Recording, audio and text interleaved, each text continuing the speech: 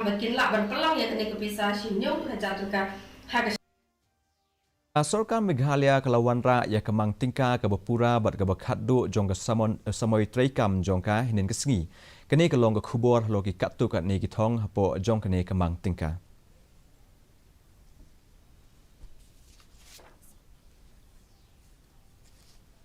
Tengnya kelenti jong karoi kepar kebaka jela kalaya yakini ki kendiat senam baladam Mangtyngka kala penlet jingmut halor ke jingpen yar ki surok ki singkien haringkat ke jingmang ka ba syajar news pa new folklore kumjo ke jingpen biang leng baki kor shiki lailak teli kilong ying hapo jong ke jal jivan mission Mangtyngka kala penlet jingmut ro ha ka ban kentiau kilat yo kam yo jam leng baka Shillong Technological Park bat ki subsidy ban bay ki jingdan kam habaya day bat ki kam jongok kai. At the beginning of this decade, I had laid down the vision for Meghalaya to be amongst the top 10 states by 2030.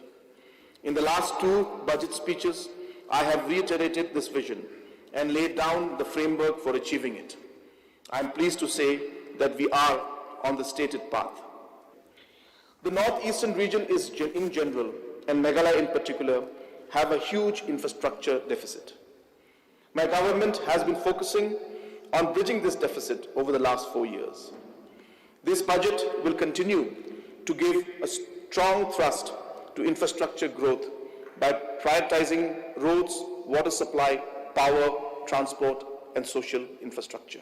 Naba prapo nakashispa jong kinong snong kisong kisa akijaka nong kendong da kabasya akarep karyang na kabenta kilat kamay ka sorkar kalanyaw ya kani katanat kum kabahakmat e. Ladep ro ban mang shispa san folklore hapo jong ka program focus kabalong ro ka jingmang kabahe tam habaya daybat ka scheme ba marway ka history jong ka jalla. Hakajo kapor lakmi lenti ba ka jingmang tingka siya katanat karep karyang on penlut haki project thamay baper lingba ka mission mode habaya daybat using musla bat kikanban kumjo ban penyar ki jingdon kam haka piggery mission bat ka textile mission.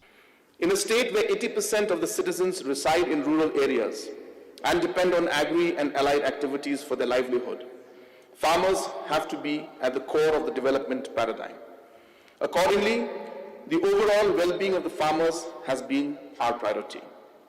I am allocating 916 crores for the agri and allied sector in 2022-23, marking an increase of 29% over the current financial year's allocation.